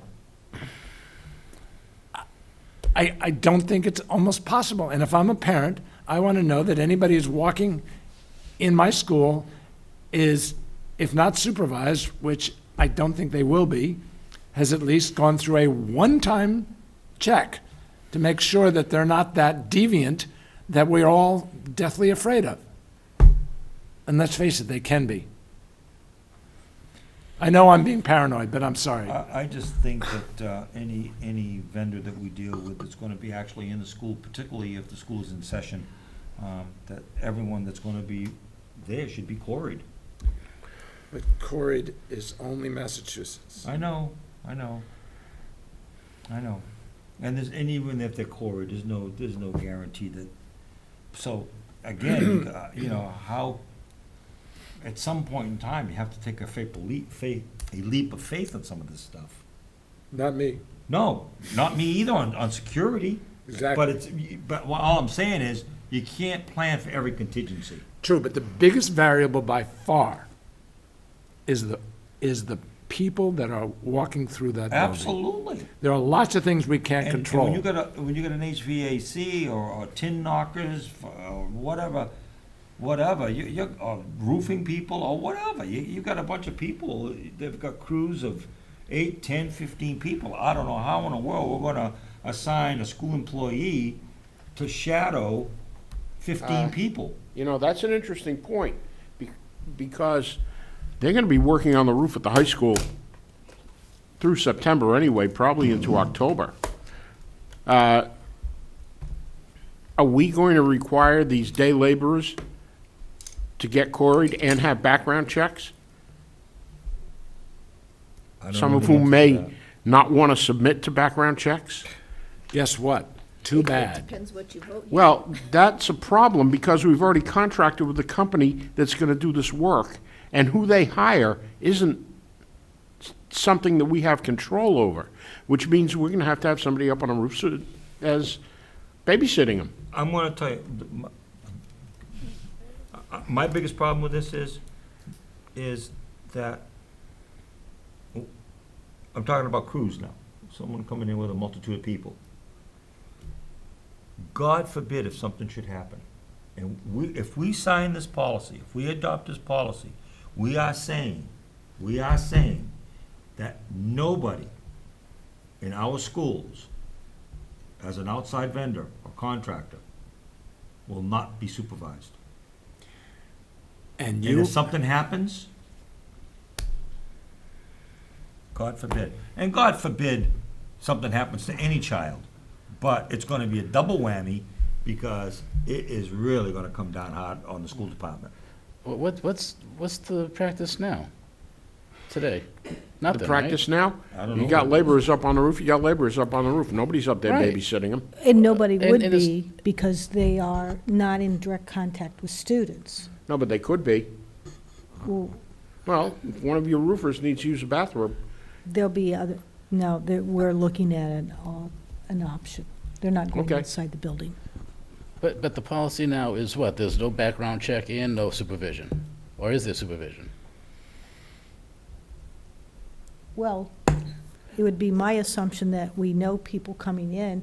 Would I say there's supervision 100% of the time? No, Yeah. I would not. and because we can't guarantee that supervision, that means to me, we're imposing a small, really small, one-time cost of doing business upon our contractors and subcontractors. And I say, too bad. It's small, it's one time, and it's what's necessary so that we don't have to guarantee supervision to the extent that we should, and we can't. But what do you do in those times in a pinch? I guess that's what I'm saying. Can you reword it to do both? To do the background checks, but then, as needed, I mean, supervise as needed or something?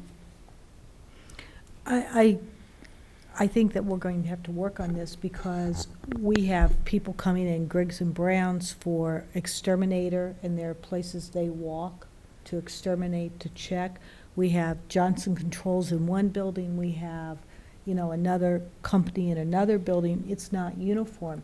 This will force us to be very uniformed in who we use, and it just speaks to the fact that it can't be individual buildings get to call individual people.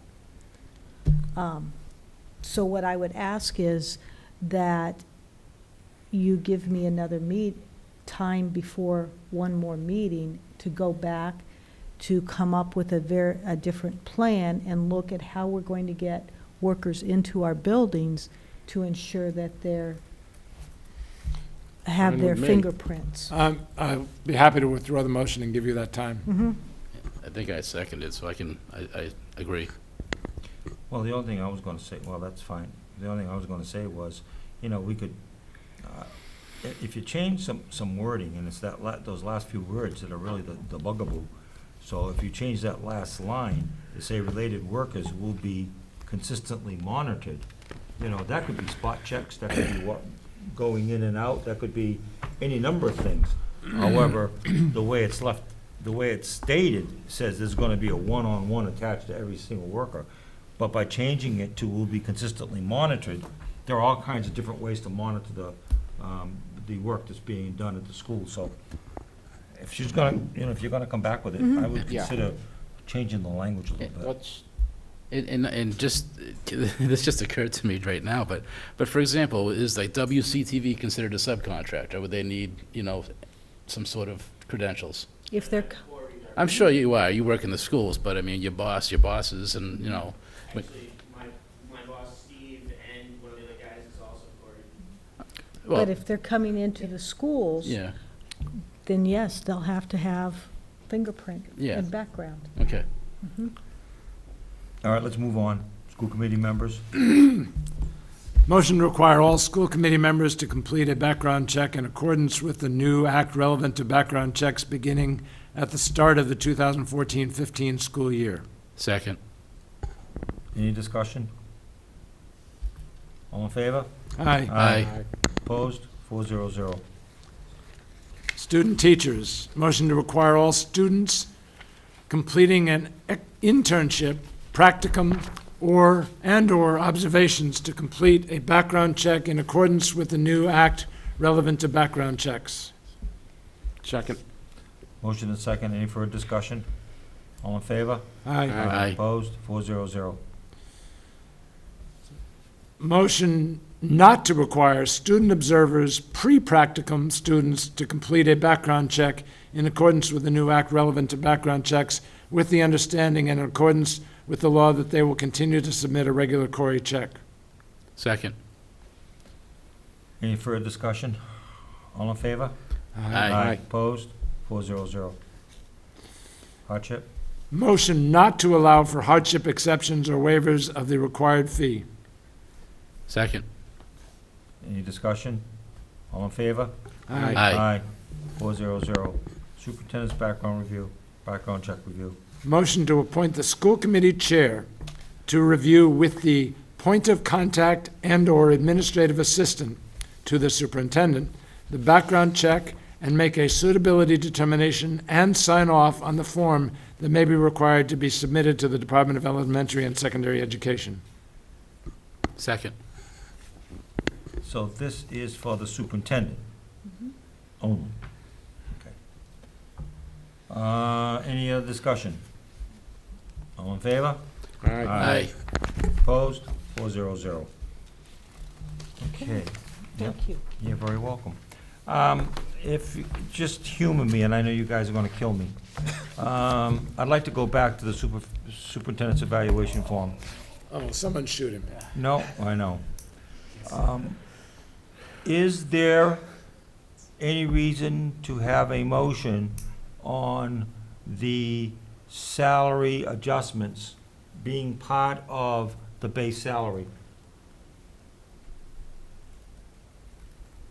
No, No.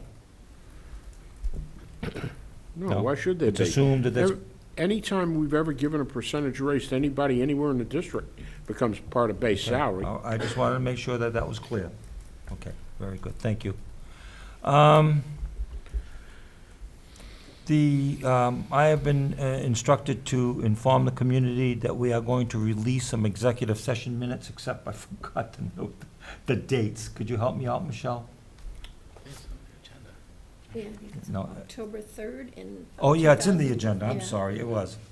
Well, I know, but I've, So, October 3rd, 2012, and October 17th, 2012. October 3rd, 2012, and October 17, 2012. Those have been now officially released to the public. Those are executive session minutes. Thank you, Michelle. Superintendent's report. I would like to set a meeting to review the Facebook and social networking policy with Mr. Flaherty and Mr. Sweat. If you would be available during the week of the 21st of July. Is there a day and time which would be convenient? Is that the last week of July? It's the next to the last week. Then I should be able to do that. Is this policy written? Yes. It is We written? just have to review, All right, so this is a part of the review committee? yes. Okay.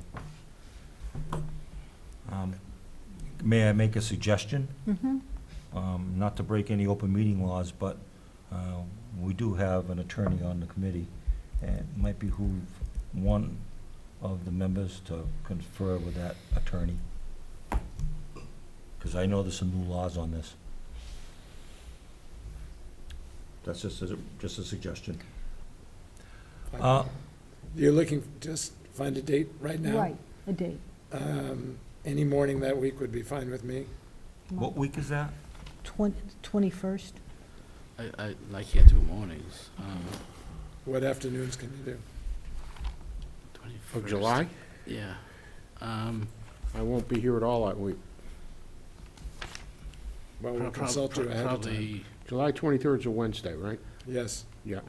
well, this, Following week is fine, but that week I will be away the whole week. this is for, this is Well- to Just the discuss just with you. committee. We're not gonna meet as a whole group. No, we're not. It's the No, you subcommittee. don't need me. No, Well, the 20 it's my superintendent's Right, policy committee. okay. How about Wednesday, the 23rd, in the afternoon? Hold on, That guys. sounds, Hold on. good. Hold on, guys. I was gonna bring this up under any other business, but I might as well bring it up now, okay?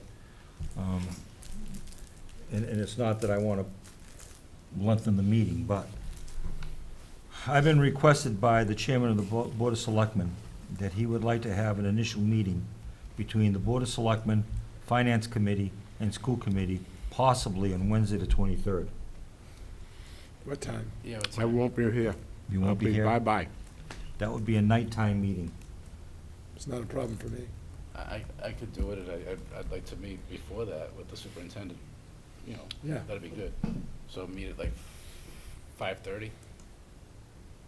Sure, Yeah, that works. Okay. And that's why I brought that up. fine. Nice. So I can inform the BOS that I know we'll have somebody absent, but I'll check with Rhonda too, for the initial meeting. Did they, by any chance, indicate what the agenda would be? I haven't gotten that far. Alan wanted to meet with me and Kim and Derek and Chairman of the Finance Committee. I don't even know. He called me and he gave me several dates, and he's very anxious to have this. I wasn't really anxious about having another meeting in July, but I hate to say no because things have worked so well between the three boards, so. So we'll meet at 5:30, Kim, and then we'll presumably meet at 7 with the Dr. Board of Sylvia, Selectmen? I don't want to sound selfish about this. I certainly would like to be there for this meeting. I'm going to be out of the country. I So, know. I'd love to be there. If you want to try moving it a week, it's okay with me. To what? Anytime after the 26th. Okay. I'm not here the last week of July. I think in the summertime, we're not gonna get 100%, Okay. but I'll see what I can do. And there's no guarantee that they're gonna be able to meet on that day, because they haven't firmed this up at their end either. Okay. Okay, so you guys are all set with that meeting date? Mm-hmm. Okay. Moving on, school committee reports. Is there anyone that wants to make a report at this time? You missed one. Oh, I missed one? That's okay. Oh, the reconfiguration. Yeah, Thank I you, just Michelle. want you to know that, you know, through the work of Mr. McMillan and Dr. Panarisi, we certainly have our reconfiguration moving going on and cleaning. It's our anticipation that we will be finished by the end of next week. Certainly during the last week of July, everything will be in place and we will be ready to open up for people to come in. It's progressing quite nicely, and certainly appreciate everyone's hard work and cooperation. I have one question, Mr. Lazarus? totally off the subject of the elementary schools. How are we doing with the co-op in West? Yes, we're going to, in fact, we're meeting, been meeting this week. We're getting ready to go out to bid for the move over. We're going to be moving the co-op and west to east. We'll keep two separate programs in one building, so we will not lose any state recognition. We also have, I've met with the town manager and a town administrator. We're going to be moving offices into the multi-service center. Because of the reconfiguration with special education, we're bringing people in from buildings to do more of a collaborative model where we'll be sending people out based on needs into various buildings. The co-op will become a storage area for both the town and the school department for files, et cetera. Don't put anything in the basement. Right, the gym area in the multi-service room will become the weight room. We'll also be sharing that facility before hours, for the cooking facilities, for the Meals on Wheels and the cooking area. And so we certainly have worked collaboratively and very much appreciate the willingness and the support of the town to do so. Good. Ms. Flaherty? Would we still be giving over those buildings to the town?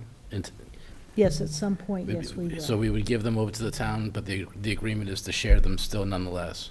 Correct, and we certainly have been exploring other areas that we're going to share services in. We're looking at technology, how we can work together. They have one technology person for the entire town, trying to help them out. there, as well as we're still exploring the mechanic issue with the bus garage and the transportation department, how we can work together with the harbor master, et cetera. Can you elaborate on what's being done about that? Because I just hear all different sorts of rumors. Yeah, nothing solid yet. We've had discussion. Our bus garage, if we would move our transportation for buses, the maintenance, over to the town maintenance barn, then our mechanics could work collaborative with the town mechanics. That would free up the transportation, our transportation barn, for storage for the boats, et cetera, that the harbor master's funded out of a different source and could expand using those funds, the building to house all boats, et cetera, of the property of the harbor master inside. Okay, thank you. But we're still working on that. Yeah. Yeah.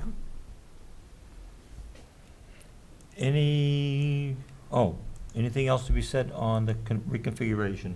All right, moving on to school committee reports. Does anyone have a report to make at this time? All right, and I'd like to have Michelle, do not do anything until I confirm with the Board of Selectmen on this meeting date, but you will be available to post it if we need to do that. But everyone knows it's the 23rd, Wednesday, but I've still got to firm it up, so I'll be getting in contact with each and every one of you. All right, is there any other business that has to come before the board at this time? I'll entertain a motion. Motion to adjourn. Second. We are adjourned.